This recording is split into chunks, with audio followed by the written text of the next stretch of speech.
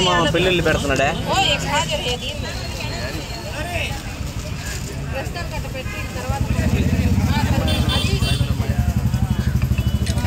ఆ బ్యాచ్ లో ఉండేవాళ్ళండి. కొంచెం మీరు అడ్డు తిరిగితే ఇబ్బంది కదా, మనకి అర్థం చేసుకోవాలా. ఆయన అరవద్దని చెప్పానక కాసేపు కాసేపు అరవగా వీడియో తీసుకుంటున్నాడు. గారు నువ్వు ఫోటో కొట్టి తాగెట్టేటప్పుడు నాకు క్లారిటీ రావట్లేదు. ఏంది చీకటి కొడుతుంది. మా ఊడు అంటున్నాడు పక్కన ఉన్నాడు. అది కాదు మీ పోడు పక్కన ఉన్నాడు, అందుకే నీ ఫోన్ చీకటి అయిపోయింది.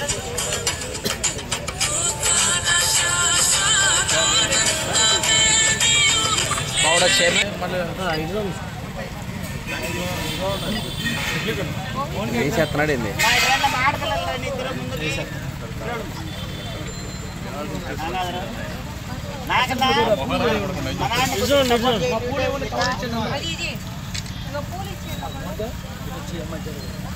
అమ్మా ఇటు చూడమ్మా కాస్త తాళ్ళు పట్టుకో. అట్లా తాళ్ళు పట్టుకోనా బాయ్, తాళ్ళు పట్టు పట్టుకో కాస్త. ఇటు చూడమ్మా కాస్త. అమ్మా ఇటు చూడమ్మా.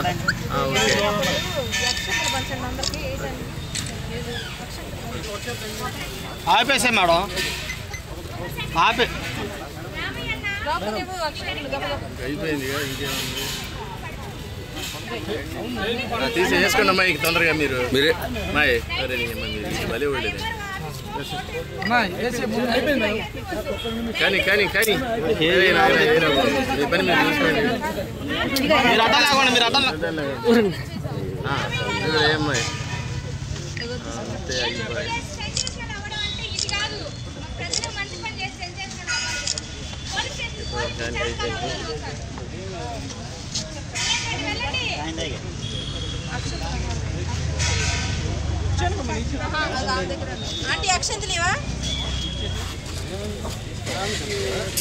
నా 10 సార్లు తిరుగుతాడు.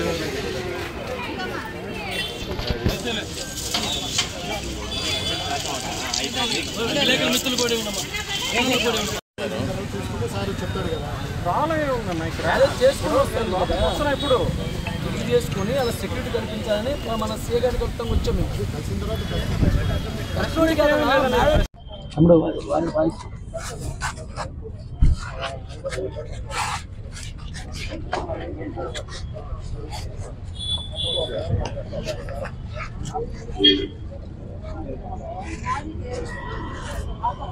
అతను ఏమంటున్నాడంటే పెళ్ళి వద్దని చెప్పి వద్దని చెప్పి కొట్టాడు. మేము పెళ్లి చేసుకుంటా అంటే కొట్టాడు.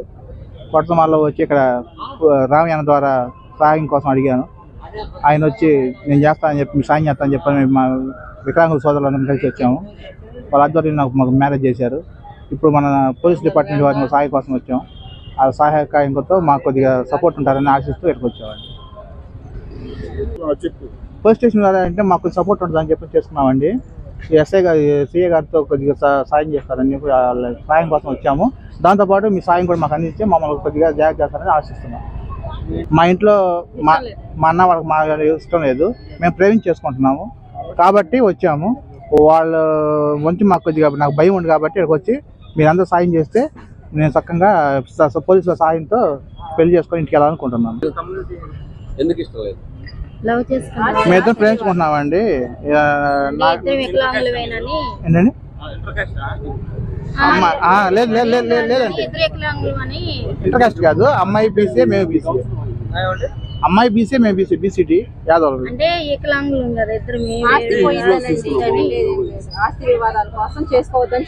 అంతేనండి.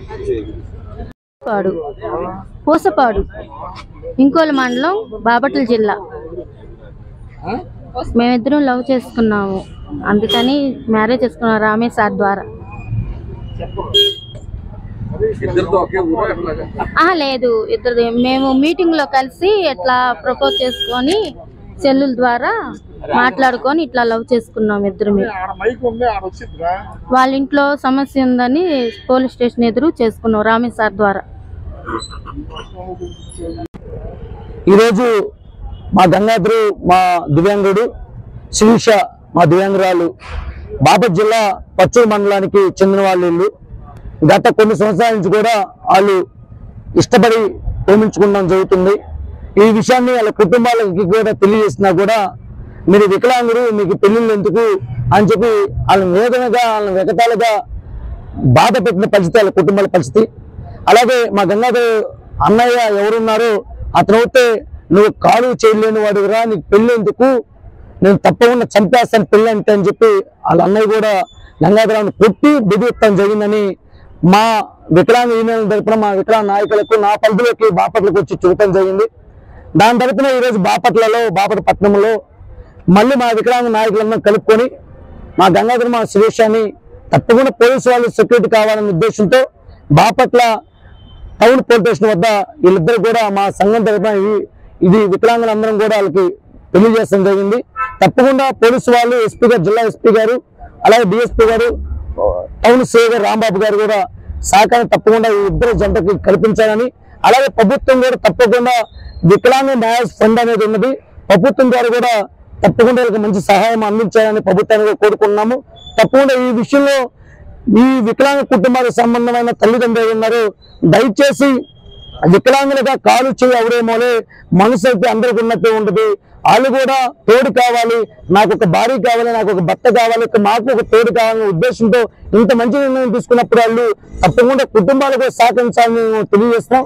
అలాగే 2016 వికలాంగులు యాక్ట్ ప్రకారం కూడా తప్పకుండా వికలాంగుల జోలికి ఎవరు వచ్చినా కూడా అది కుటుంబం, తల్లిదండ్రులు కావచ్చు, బయట వాళ్ళు కావచ్చు, తప్పకుండా వికలాంగుల యాక్ట్ కింద తప్పకుండా మేము పోలీసు వాళ్ళ ద్వారా తప్పకుండా వికలాంగ సమస్యల మీద ఎవరైనా ఈ ఇద్దరు జంటను ఇబ్బంది పెట్టే పరిస్థితులు ఎవరైనా వస్తే తప్పకుండా సై తీసుకుంటానికి నేను మాతో ఉన్న నాయకులు, వికలాంగ నాయకులందరూ కలిసి వికలాంగుల యాక్ట్ ప్రకారంగా ఇబ్బంది పెట్టిన వాళ్ళకి తప్పకుండా సై తీసుకోమని చెప్పి మేము డిమాండ్ చేస్తాం.